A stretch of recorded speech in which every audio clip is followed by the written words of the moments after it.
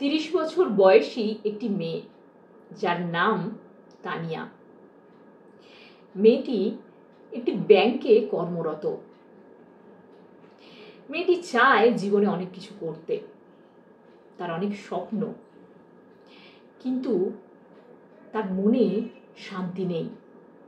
জীবনে নানা রকমের চাপ, সম্পর্কের টানাপোড়েন, পরিবেশগত সমস্যা, শারীরিক সমস্যা, সব মিলিয়ে তার জীবনটা দুর্বিষহ।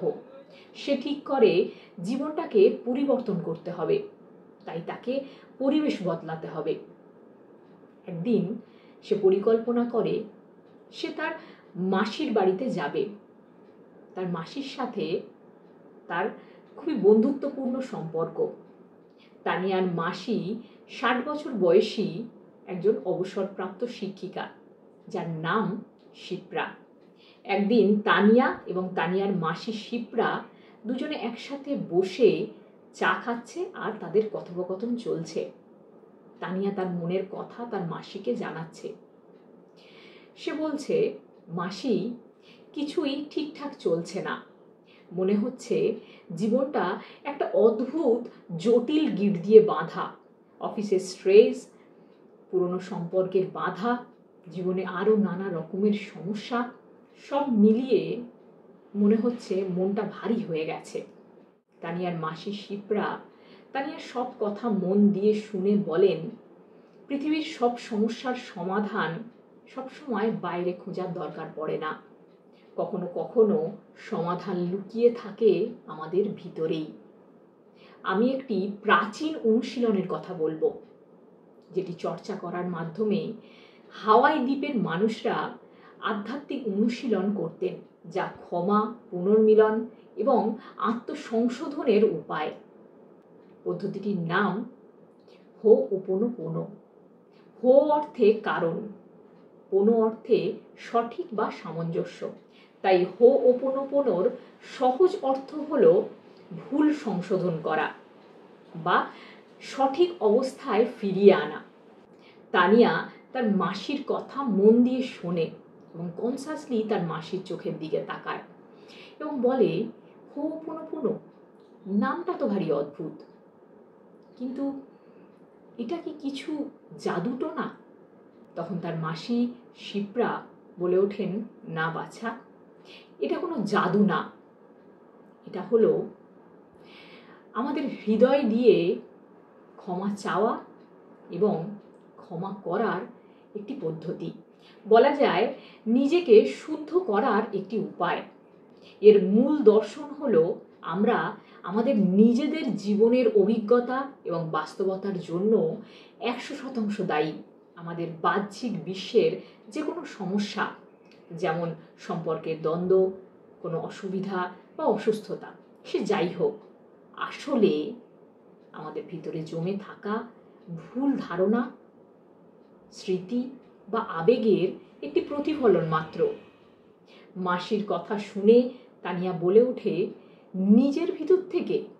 কিন্তু অন্যরা তো আমাকে কষ্ট দিয়েছে। শিপ্রা তখন বলেন, সেটাই তো চাবিকাঠি।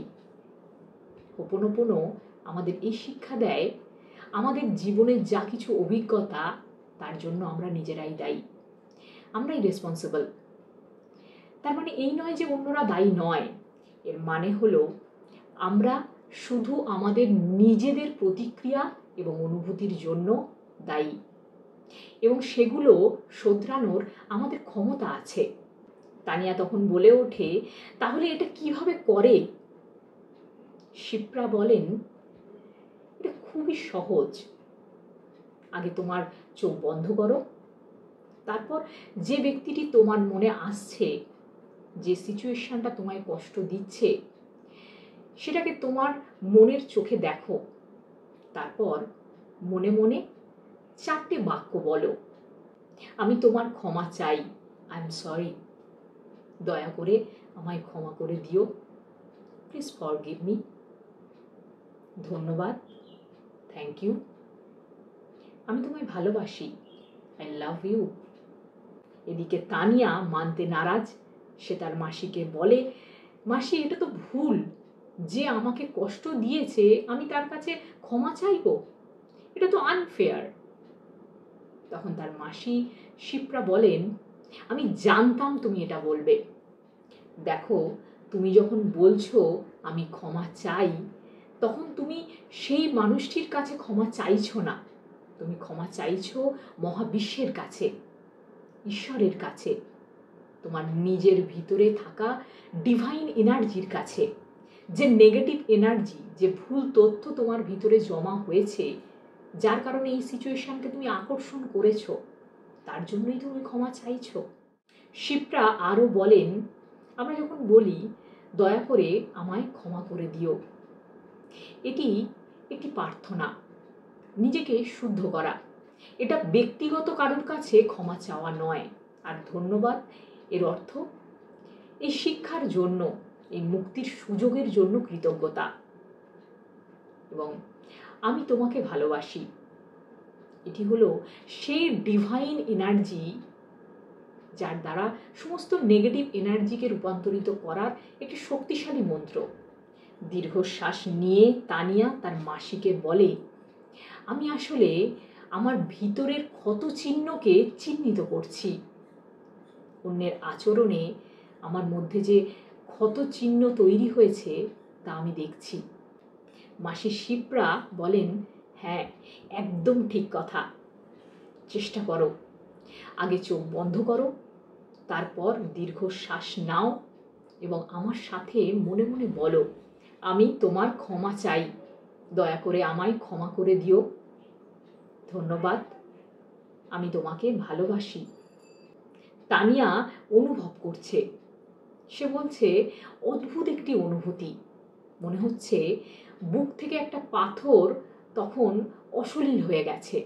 মাসি শিপ্রা তানিয়ার দুটি হাত ধরে বলে, এটাই হলো হিলিংয়ের মন্ত্র।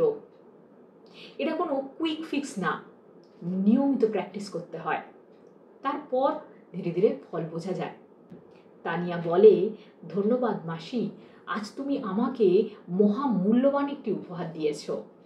আমরা এতক্ষণ তানিয়া এবং তানিয়ার মাসি শিপ্রার কথোপকথন শুনলাম। এই কথোপকথনের মাধ্যমে আমরা জানতে পারলাম প্রাচীন একটি পদ্ধতি হো'ওপোনোপোনো, যেটি অভ্যাস করলে কি সুবিধা পাওয়া যায়। এবং এটি জানতে পারলাম হো'ওপোনোপোনো পদ্ধতিটি কোনো ম্যাজিক স্পেল নয়, বরং এটি একটি ক্লিনজিং বা শুদ্ধিকরণ করার টুল। এটি কিভাবে কাজ করে? আমরা বাইরে যে সমস্যায় পড়ি, হঠাৎ করে কেউ এসে আমাদের সাথে খারাপ আচরণ করলো, রাগারাগি করলো, অর্থাৎ মনের মধ্যে সেই রাগ জমে আছে, মনের মধ্যে অভিমান জমে আছে, দুঃখ জমে আছে, ভয়, কত ভুল বোঝাবুঝি, অজ্ঞানতা, এসব কিছু মনের মধ্যে জমে আছে। আমরা যখন হো'ওপোনোপোনো পদ্ধতিটি অভ্যাস করি, তখন আসলে আমাদের রুট কজকে ক্লিন করে। এই পদ্ধতিটি শুধুমাত্র মানুষের উদ্দেশ্যে নয়, বরং যে কোনো ডিফিকাল্ট সিচুয়েশানে আমরা ব্যবহার করতে পারি। কারো শারীরিক সমস্যা বা মানসিক সমস্যা, সম্পর্কের সমস্যা, অর্থনৈতিক সমস্যা, যে কোনো সমস্যায় আমরা প্র্যাকটিস করতে পারি। এই 4টি বাক্যের মাধ্যমে আমাদের মনের পরিবেশ আমরা পরিবর্তন করতে পারি। তোমরা যদি এই পদ্ধতিটি প্র্যাকটিস করে থাকো তাহলে অবশ্যই কমেন্ট করে জানিও। সকলে খুব ভালো থেকো।